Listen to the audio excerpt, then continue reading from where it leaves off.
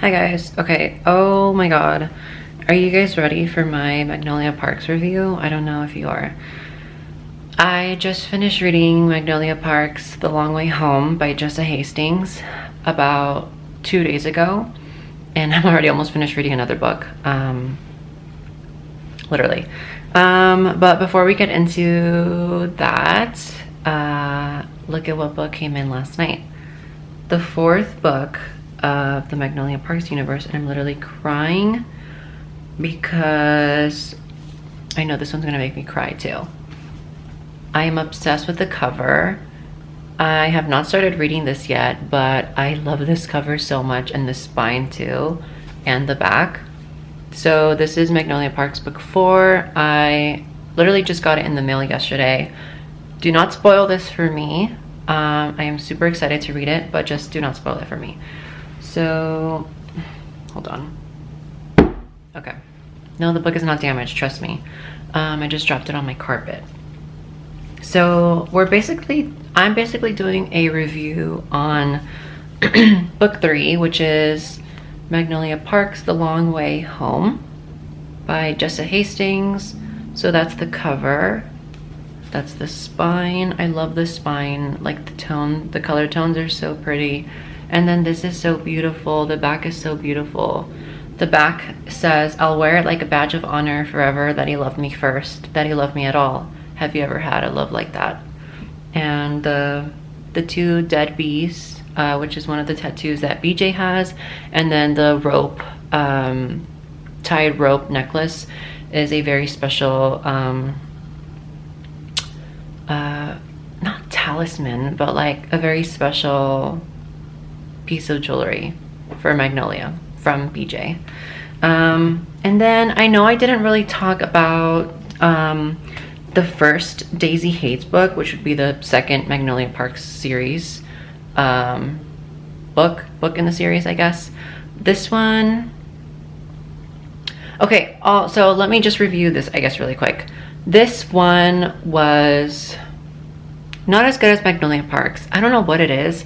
Something about the Magnolia Parks POVs, like with BJ and her, just feels very different than the Daisy Haites and Christian and Julian POVs. Do you know what I mean? I definitely prefer the Magnolia Parks POVs over, because it's kind of repetitive from what happens to Magnolia Parks, but like not really. It's like its own story simultaneously playing out while Magnolia Parks is playing out, if that makes sense. This is the spine for that one and the back for that one. I think it's okay. The book cover is very interesting. It's not like a book cover I've ever seen before in my life. I wonder what program Jessa uses to create these covers, because they're all very like similar in the way that they're not traditional, I guess. Like, look, this is Magnolia Parks book 1. I love the spine for this. Like, the color tones are so beautiful. And then the back. Why is there a stain on my spine? So I feel like Daisy Haites this one. I'm not a huge fan of like all the violence and all of that. That's just me. But if it didn't have that, I would like it more. But it's not my choice because that's the author's story. And now why am I darker? Okay. But this book is very big. This is the biggest one in the entire series. I think it's like 630 pages. No, sorry. It's like basically 524 pages. That's the biggest book in the series. And just so you guys know, Magnolia Parks, like this whole series, apparently it's 7 books. Only the 4th one is the newest one out, and it's rumored that the 5th Magnolia Parks book is coming out like in July this year of 2023. I think so, I'm not sure, but I kind of want to hold off reading The Great Undoing just a little bit, so that I can literally jump right into the next Magnolia Parks book right after this, because I literally just can't with the cliffhangers. Like, I'm gonna cry. Okay, so this book, what even can I say about it without spoiling it? So much happens in this book, okay? Like, so much happens in this book. I don't know if it's better than the first Magnolia Parks book. I think they're both equally like the same. There's just as much fashion in this one as there is the first Magnolia Parks book. She is just literally like the queen. She is like those AI softwares that like you just scan something and it knows what brand and what it is. That's literally what Magnolia Parks is. She knows what everyone's wearing. Everything. Like everything. The jewelry, the everything. At this point, I'm surprised she doesn't even like tell the reader like what kind of makeup and brand makeup that the person's wearing. Like, she's literally at that level. But anyways, there's just as much fashion. She loves Gucci. She loves Oscar de la Renta. And who else does she love? She briefly mentioned the Attico, and there's a lot of what else is there a lot of? There's a lot of Off-White, I remember, and there's a lot of those like those brands. So what else can I say about this book? Because I have in my notes like my favorite quotes from the book, and I just literally loved it so much. So the book, I feel like I'm just rambling. I don't know. I feel like the book reads very well, like a stream of consciousness. I think I said that in my first Magnolia Parks review. But it really does. Like, it's really easy to read. It feels like you're just reading thoughts from Magnolia herself, even though it's in BG's point of view as well. I really like Magnolia's POV. And what else can I say? I think we're going to get into spoilers though now. So if you don't want spoilers, click out. But, okay, so I really did not expect them to have had a baby. So that came out of very left field. And especially because there was like no reference to that in the first one. So it's just crazy how like it just was not referenced at all. And then what else happened? Jordan was kind of annoying, which is BJ's current girlfriend. That's basically what the whole book was about, like them working around being with Jordan. And then they basically finally BJ finally proposes to Magnolia.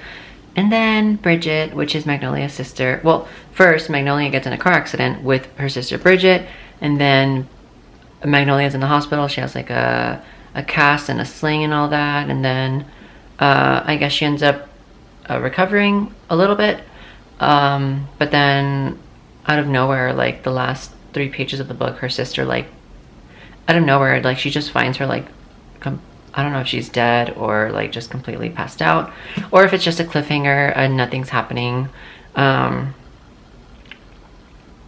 just so that we can read the next book. But I really don't think so. I really think something might actually be wrong with her. But I'm literally gonna cry. I'm literally going to cry if something happens to her sister, because even though her sister's not like the most relatable character, like she's still like Magnolia's sister. So you kind of like by default have to like love her in a sense. But that was that. And I don't know what else to say about the book other than it was really good, to be honest. I really liked it. A lot of people don't like it. I saw a lot of the reviews on Amazon.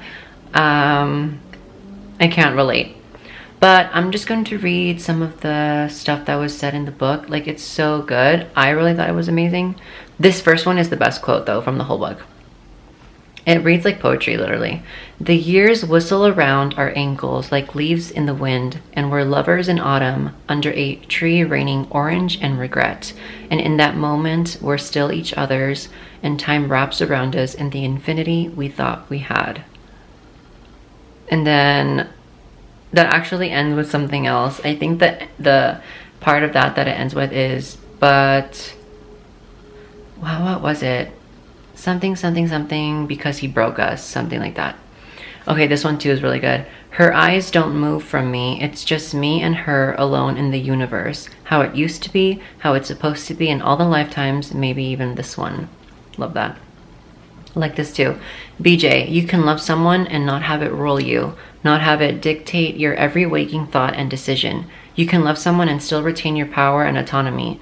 You can love someone and have it just be there, a part of you, and still have a completely functional life. She pauses and gives me a long look, even if it's a life without them. Doesn't sound much like any life I'm interested in, actually. I like this one too.